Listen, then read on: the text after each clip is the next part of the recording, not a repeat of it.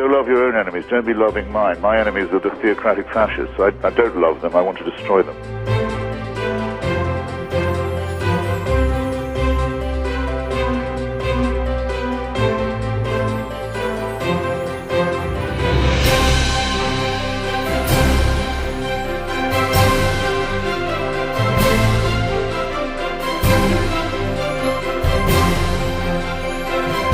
You're a child made in the image of God. Oh no, you're not. You're a faggot. And you can't join your church and you can't go to heaven. This is disgraceful. It's inhuman.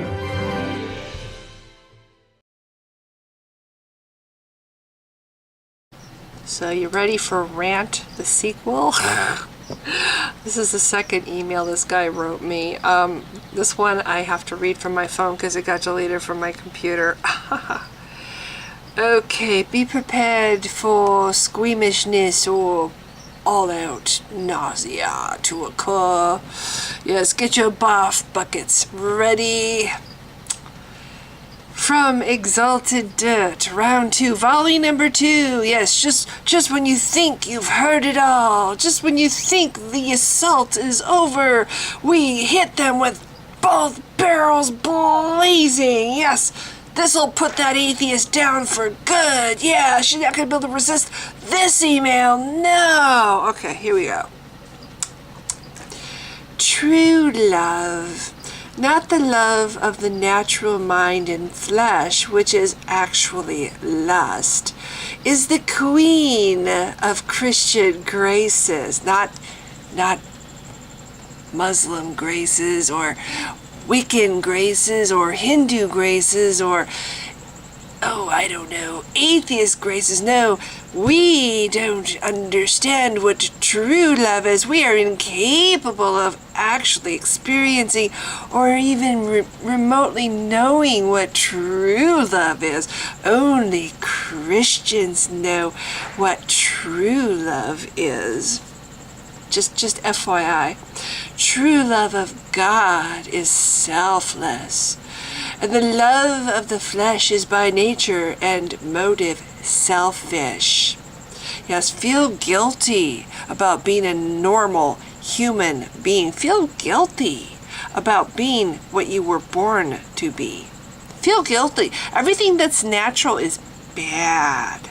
Yeah, being a normal person, a normal natural human being, very bad. They want you to live in this artificial world. This artificial world where normal things are bad and you should feel guilty, and you should need this cult even more and feel bad, miserable, horrible all the time for how weak you are and how bad you are. Anyway, so yes, you are selfish to have any other kind of love except true love, which is of God. Yeah, you can't know it without God. The true love of God is a holy disposition given to us when we are born again by God. See, you can't know it unless you're a born again Christian. So all you Christians out there that don't believe in the whole born again stuff, sorry, you don't know how to love either. You don't know what true love is. You have to be his kind of Christian. You have to be the born again kind, which, by the way, I was. And I know I experienced true love. I did. I experienced it and I knew it. You know what? Still know it. Still know it very much. Hasn't changed at all. Funny how that is. Okay, so it's given to us when we're born again. If we follow their cult, and let's see, we do this and this and this, everything their little book says, then we will know this true love. And all those other people that are just living this empty lives are just shells. They're not real. They don't really feel anything. They don't know. They have no idea what good is, what morality is. They don't know they have no concept of what right and wrong is, and they certainly don't know what it's like to love, not true love. Okay. Yes, it's given to us when we are born again by God. It is the love of God shed abroad in our hearts by the Holy Spirit. True spiritual love is characterized by meekness and gentleness. yet it is vastly superior to the courtesies and kindnesses of the flesh.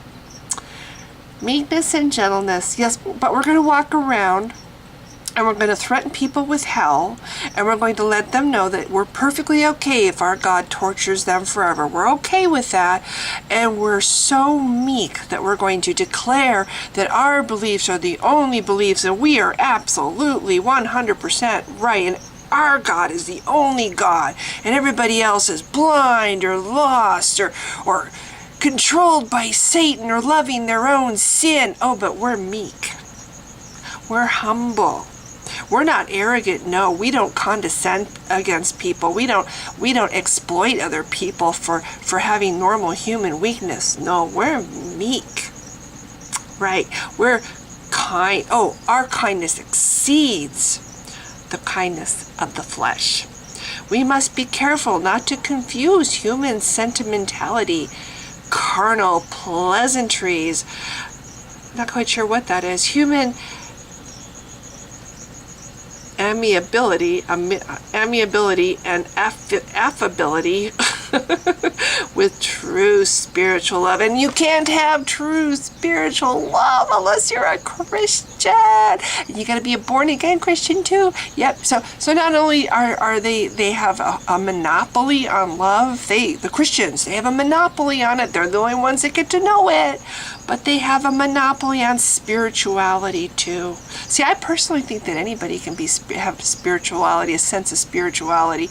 You know, a spiritual connection with the planet, a spiritual connection with animals, a spiritual connection with friends. I don't think that that's reserved for Christians alone, but apparently it is. Didn't know that, but now I do. The love God. We're going to call him the love God, the guy who is going to torture you forever if you don't love him back. The guy who holds a gun to your head and says, "Follow me or I will torture you forever." The love God. Yeah, the guy who killed every single living thing on the planet because he made them. He didn't like what he did. He made a mistake. Oh, do-overs. Oh, shit, they're corrupt. I'm going to have to just wipe the slate clean and start over. Yep. Uh-huh. I'm going to turn Lot's wife into salt just because she turned and looked back. Yeah. Oh, but Lot's okay. Lot and his daughter's okay, even though the daughters had sex with got their dad drunk and had sex with him. That's okay. Yeah. Yeah, he's the love God. Yeah, he's the love God. Even though all those people in the concentration camps, you know, languished and slowly starved to death, he's the love God. He did absolutely nothing to stop that. But, you know, he's the love God. The 2004 tsunami wipes out hundreds of thousands of people, but he's the love God. Yeah. He loves you. And the people throwing themselves off the buildings when 9/11 happened, you know, oh well, too bad they fell to their deaths, but he's the love God. Okay, I know I've deviated here, I've digressed. The love God commands first to himself and then to others is not human love. It is not the indulgent, self-seeking love, which is in us by nature. Ooh, we don't want to. Ooh, nature's bad. Being natural, being a natural, normal human being is bad. You want to live in an artificial world. You want to live artificially and believe that you're just being normal and natural and who you were born to be is very bad. Yeah, if we indulgently allow our children to grow up with little or no spiritual discipline, Proverbs, we're going to quote a book now. We're going to quote sentences in a book because that's so significant. Proverbs plainly says we do not love them regardless of the human sentimentality and affection we may feel for them. No, you might feel sentimentality and affection, but that's not love. You think you love. You just think you love. You don't really love. You have to have our cult to be able to love people. You have to take on our belief system, and you have to believe our Bible and believe everything that it says and believe what our fictional characters say. Yeah, you have to believe in our cult to really know love, okay? because Proverbs said so. Yeah, a sentence in a book, a sentence in a chapter in a book says so. That because this book says so, you don't really know what love is. Love is not a sentimental pampering of one another with a loose indifference as to our walk in obedience before the Lord. Glossing over one another's faults. Oh, we don't want to do that. We want to put a spotlight on everybody's faults. Yeah, we want to call people abominations and single people out and make people feel bad for everything that's wrong with them. Yeah, we want people to grovel and cry and feel like they need this God. Yeah, to be even remotely of any value, they have to have this God in their life. That's what we want, and that's love. Yeah, we're really loving people. We're loving people. We do this to little children. We threaten them with hell forever. We tell them that they're bad and corrupt, and that they were born deserving to be tortured forever. But we love them. We're doing it out of love. The true nature of Christian love, so much better than every other form of love, right? Is a righteous principle which seeks the highest good of others.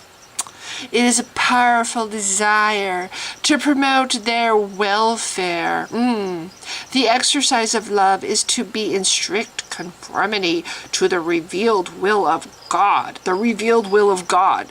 That is this book, because it says that's what it is. So we believe this book is the revealed will of God because it says so.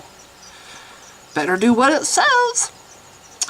We must love in the truth. Love among the brethren is far more than an agreeable society where views are the same. It is loving them for what we see of Christ in them. No, you don't want to love people for who they are, who they really are. We don't want to love people for the quirkiness, the flaws, the things that set them apart, the things that make them unique, the things that make them special. No, we don't want to love them for that. We want to love them for the Jesus we see in them. Loving them for Christ's sake. Yeah, we don't want to love them because we love them. We have to love them because Christ wants us to. The Lord Jesus himself is our example. Yeah, and we know he exists. Why? Oh, because the book says he did. Yep. He was not only thoughtful, gentle, self-sacrificing, and patient. Oh, yeah, like when he cursed the fig tree for not bearing fruit out of season. Yeah, he's so patient.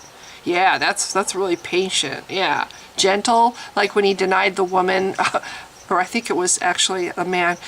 Oh, I don't think I'll go cure your child. Too bad, so sad. I've had a hard day. I'm not gonna go cure your child. Sorry. Yeah. But he also corrected his mother, used the whip in the temple, severely scolded his doubting disciples. Yes, and we know he did all these things because a book says so, written by people who never knew him, decades after his alleged death. Nobody wrote about any of this while he was alive. No actual eyewitnesses wrote about any of this, but people decades later somehow knew about it. After the people who did actually know him had died, decades later, people somehow knew about it. Yeah, severely scolded his doubting disciples and denounced hypocrites. True spiritual love is above all faithful to God and above all, and uncompromising toward all that is evil.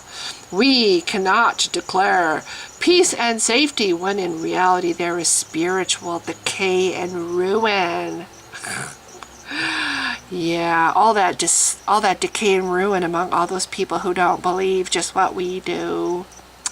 True spiritual love is very difficult to exercise because it is not our natural love. By nature, we would rather love sentimentally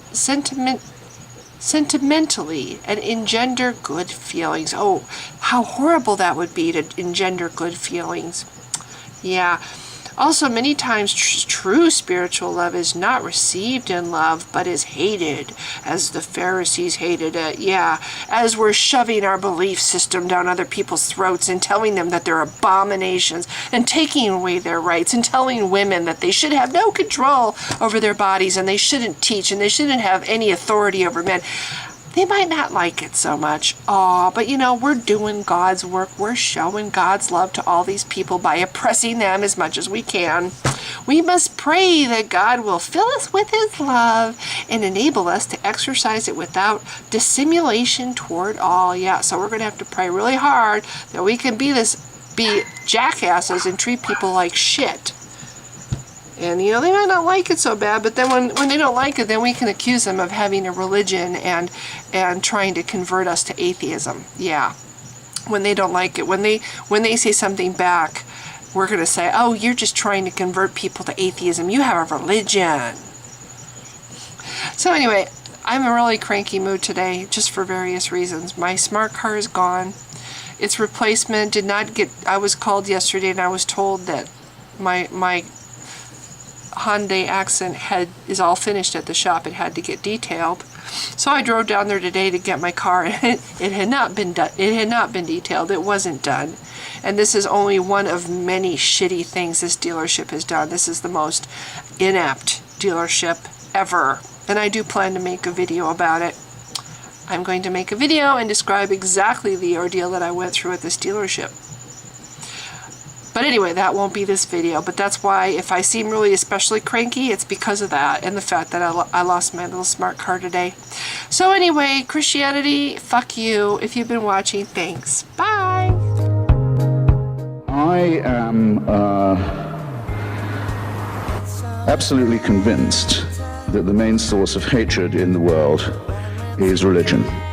And I think it should be religion treated with ridicule and hatred and contempt.